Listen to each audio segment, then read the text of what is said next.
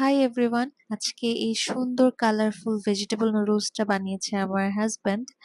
তো ভাবলাম তোমাদের সাথে রেসিপিটা শেয়ার করি। তো এখানে নুডলসটা হচ্ছে একটু সিদ্ধ করে পানি ঝরাতে রেখে দিয়েছে ফার্স্টে। তারপর হচ্ছে কিছুটা গাজর হচ্ছে কুচি করে নেওয়া হয়েছে, আর সাথে কিছু আলু কিউব করে রাখা হয়েছে। আমাদের নুডলসে আলু না খেলে ভালোই লাগে না। আর একটা টমেটো ছোট ছোট কিউব করে কেটে নেওয়া হয়েছে। অ্যান্ড এই তো আমাদের একদম নেসেসারি যেই ভেজিটেবল গুলো লাগবে সেগুলো হচ্ছে এগুলোই: গাজর, টমেটো, আলু, সাথে কিছুটা ক্যাবেজও দিয়েছি। তো এখানে হচ্ছে সামান্য একটু তেল নিয়ে আগে সসেজ কিছুটা সটে করে নিয়েছে রনি। সটে বললে ভুল হবে, একদম ভালো করে ভাজা ভাজা করে নিয়েছে। তারপর হচ্ছে ডিম নিয়ে হচ্ছে সেটা স্ক্র্যাম্বলড এগ যেটাকে বলে সেরকম মানে ঝুরা ভাজি করে নিয়েছে। তারপর কিছুটা বাটার দিয়ে দিল প্যানে। তারপর আগেই হচ্ছে ও আলুগুলো কেটে রাখা আলুগুলো ভেজে নিচ্ছিল, যেহেতু আলু সিদ্ধ হতে খুব সময় লাগে।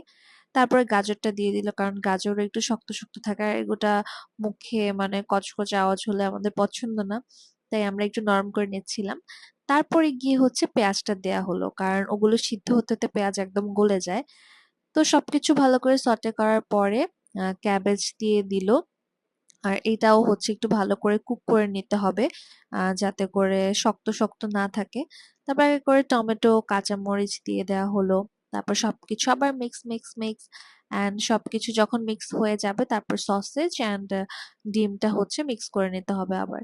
একদিন সবকিছু একটু একটু করে ফ্রাই করে রাখার পরে নুডলসটা দিয়ে দিতে হবে। এখানে আমাদের একটু ভুল হয়েছে, নুডলসটা একটু বেশি সিদ্ধ হয়ে গিয়েছিল। তারপর লাস্টলি লবণ আর প্যাকেটের যে মশলাটা ছিল সেটা দিয়ে সুন্দর করে মিক্স করে ধনেপাতা দিয়ে পরিবেশন করতে হবে। এটা খেতে অনেক মজা হয়েছিল, শুধুমাত্র নুডলসটা একটু কম সিদ্ধ হলে আরো মজা লাগতো।